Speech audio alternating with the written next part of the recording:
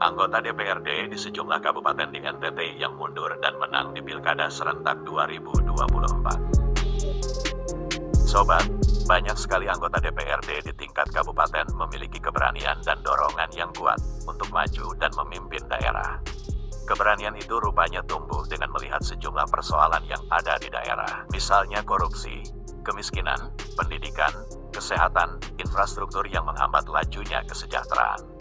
Melihat kondisi itu, para wakil rakyat ini kemudian mengundurkan diri dari jabatan politik untuk maju memimpin dan membangun daerah. Berikut ini, sejumlah nama wakil rakyat di Nusa Tenggara Timur yang rela melepas jabatan, maju bertarung dan memimpin daerah. Kehadiran para wakil rakyat ini, ada yang menang, ada pula yang kalah atau belum mendapat kesempatan untuk mengatasi persoalan korupsi dan kemiskinan di daerah. Pertama, Paulus Henuk. Paulus Henuk, sosok kelahiran Rotendao pada 5 Mei 1976. Ia merupakan kader Partai Perindo di Kabupaten Rotendao yang memiliki komitmen untuk mengatasi persoalan korupsi dan kemiskinan di Rotendao. Pemilu Legislatif 2024, Paulus maju mencalonkan diri melalui Dapil Rote 1 dan terpilih menjadi anggota DPRD Kabupaten Rotendao dengan 1.505 suara. Namun setelah dinyatakan menang dan siap dilantik, Paulus Henuk memutuskan untuk mengundurkan diri. Pengunduran diri dilakukan Paulus Henuk didasari alasan kuat untuk maju sebagai calon bupati, memimpin Rotendao dan mempercepat pembangunan. Ia pun memilih pasangan wakil yang memiliki semangat muda dan satu visi, jauh dari korupsi dan hapus angka kemiskinan. Namanya Apremoy Deta, kader Partai Solidaritas Indonesia yang diketuai Kaesang Pangarep. Penentuan wakil yang sudah dikenal luas mengantar kemenangan bagi Paulus Henuk di Pilkada Rotendao dan siap dilantik menjadi Bupati Rotendao 5 tahun ke depan. Kedua, Apremoy Detan. Apremoy Detan, begitu nama seorang politisi perempuan di Kabupaten Rotendao kelahiran Kupang pada tanggal 23 Desember tahun 1989 yang belakangan ini disorot publik. Apremoy Detan merupakan kader Partai Solidaritas Indonesia yang baru saja dipercaya menjadi sekretaris partai. Ia menjadi salah satu kader PSI di Rotendao yang terpilih menjadi anggota legislatif di Rotendao Dapil Rotendao 2 dengan mengantongi 1.337 suara. Setelah dinyatakan menang, Apremoy Detan pun kemudian memilih mengundurkan diri dengan alasan maju mencalonkan diri sebagai wakil Bupati Rotendao. Ia menerima lamaran politisi Perindo Paulus Henuk untuk menemani Paulus Henuk menjadi pemimpin di Nusa Lontar selama 5 tahun. Dengan komitmen pengentasan kemiskinan, peningkatan mutu pendidikan dan kesehatan tanpa korupsi, kemenangan pun mereka raih mengalahkan pasangan lain yang ikut bertarung. Mereka siap memimpin Rotendao menggantikan Paulina Haning Bulu pemimpin sebelumnya. Ketiga, Tarsi Syukur. Bernama lengkap Tarsisius Syukur merupakan politisi kelahiran Wangkung pada tanggal 23 Juni tahun 1966.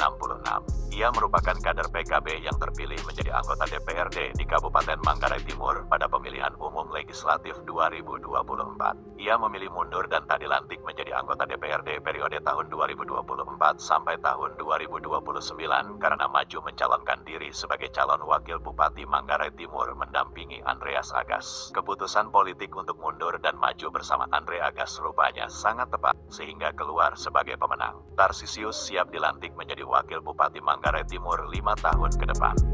Keempat, Martin Wodon.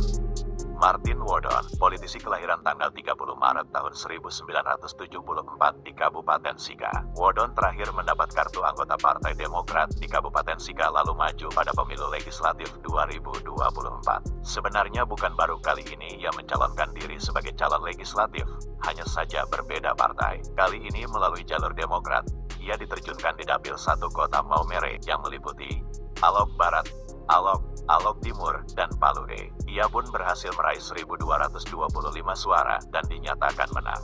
Setelah ditetapkan menang dan dilantik menjadi anggota DPRD Sika, Martin Wodon memilih mundur. Baginya, mengundurkan diri setelah merebut kemenangan pada pemilu legislatif adalah sebuah ketulusan untuk menjamah masyarakat Sika secara luas melalui jabatan eksekutif. Ia mundur dan maju di pemilu Kada Sika sebagai calon wakil bupati. Ia pun menerima lamaran politik petahana Robi Idong, calon Bupati Sika. Pasangan dengan tagline romantis maju bersama diusung koalisi PDIP, Demokrat, dan sejumlah partai lain. Sayangnya, niat mulia nan tulus yang tumbuh dalam diri Martin Wodon untuk membangun Sika lebih luas masih terhalang lawan setelah kalah tarung pada pemilu Kada 2024. Kelima, Simon Diratome. Simon Diratome, politisi kelahiran Sabu pada tanggal 19 November tahun 1973. Simon Diratome merupakan kader Partai Golkar di Kabupaten Sabu Raijua. Ia merupakan anggota DPRD sejak Kabupaten Sabu Raijua terbentuk. Pemilu Legislatif 2024, ia maju dan kembali terpilih menjadi anggota DPRD Sabu Raijua hasil pemilu kada serentak 2024 dari Dapil Sabu Raijua 1 dengan mengantongi 1.285 suara. Bahkan ia berpeluang memegang palu pimpinan DPRD Kabupaten Sabu Raijua. Namun demikian, rupanya ada hal lain yang mengganggu jalan politik Simon Diratome terkait pembangunan di sana. Ia melihat dirinya harus berada di eksekutif untuk mencapai misi membangun Sabu dan menjamah kemiskinan. Keberanian yang didorong ketulusan hati untuk membangun Sabu melalui jabatan bupati, ia lalu mengundurkan diri dari posisinya sebagai wakil rakyat. Sabu Raijua harus lebih maju saat dirinya menjadi bupati. Begitu harapan dan ambisinya untuk mengatasi kemelut di Sabu Raijua. Maju di Pilkada Sabu Raijua, Simon Diratome didampingi Dominikus Dadilado. Namun apa boleh buat, pertarungan politik harus ada yang menang dan ada yang kalah. Niat mulia Simon Diratome untuk membangun Sabu Raijua belum didukung oleh rakyat. Simon kalah tarung melawan Krisman Riwu Kore dan Tobias Uli. Keenam, Rainer Atabui. Bernama lengkap Lukas Rainer Atabui, lelaki kelahiran Wolwal yang kini berusia 45 tahun. Ia merupakan kader Partai Demokrat di Kabupaten Alor yang menjadi anggota DPRD di sana. Lukas Rainer merupakan Ketua DPC Demokrat Kabupaten Alor sejak tahun 2022 sampai tahun 2027 yang terpilih saat muskap di Soe pada tanggal 19 Mei tahun 2022 lalu. Ia terpilih menjadi anggota DPRD pada pemilu legislatif 2024 Dapil Alor 3 dengan mengantongi 1.219 suara. Setelah menang dalam pertandingan di pemilu legislatif, Luki kemudian mengundurkan diri dan maju mencalonkan diri sebagai calon wakil bupati mendampingi Immanuel Ekadianus Blegur, politisi Partai Nasdem. Motivasi kuat untuk mengatasi persoalan rakyat di Alor secara keseluruhan belum didukung penuh oleh penghuni Pulau Alor. Masyarakat Alor lebih berpihak pada pasangan Isdero. Rainer Atabui belum mendapat kesempatan memimpin Alor sebagai wakil bupati karena dikalahkan oleh paket Isdero yang diusung Partai Non-Shin. Ketujuh, Kristo Pranda. Bernama lengkap Kristo Mario Pranda, politisi muda kelahiran ND pada tanggal 2 Februari tahun 1988. Kader muda Partai Demokrat Manggarai Barat ini merupakan anggota DPRD terpilih Manggarai Barat periode pertama tahun 2024 sampai tahun 2029. Mario meraih suara tertinggi pada Pileg 2024 Manggarai Barat, yakni 4.650 suara. Setelah menang, anak Bupati Fidelis Pranda ini mengambil keputusan untuk mengundurkan diri. Ia mundur untuk mencalonkan diri sebagai calon Bupati Manggarai Barat periode tahun 2024 sampai tahun 2029. Mario Pranda maju berpasangan dengan Richard Sontani ini kalah melawan petahana Edistasius Endi dan Julianus Weng. Kedelapan, Moses Jala. Bernama lengkap Moses Jalawatu, politisi Ngada kelahiran Mataloko pada tanggal 27 Januari tahun 1969.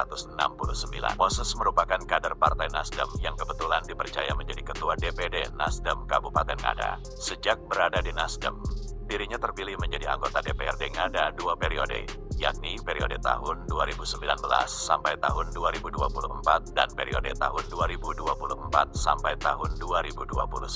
Pada pemilu legislatif 2024, Moses Jala masih dipercaya masyarakat Ngada, sehingga ia terpilih kembali di Dapil 2 Ngada dengan 1.946 suara. Setelah terpilih, Moses dilamar Andreas Paru, Bupati Ngada yang baru saja menceraikan wakilnya Raimundus Bena. Tak memikirkan nasib Raimundus, Moses langsung menerima lamaran Andreas, bersedia menjadi pendamping politik Andreas. Pertarungan di panggung politik antara dua petahana, Andreas Paru dan Raimundus, rupanya belum berpihak bagi Moses Jala. Raimundus yang tampil sebagai orang nomor 1 didampingi Bernardinus D. Ngebu keluar sebagai pemenang. Moses harus beristirahat sejenak, sambil menunggu proses pemilu legislatif dan pemilu kada 5 tahun akan datang. Jantung politik Anda diuji, saldo politik Anda terkuras. Tunggu saja, 5 tahun segera datang untuk tarung lagi.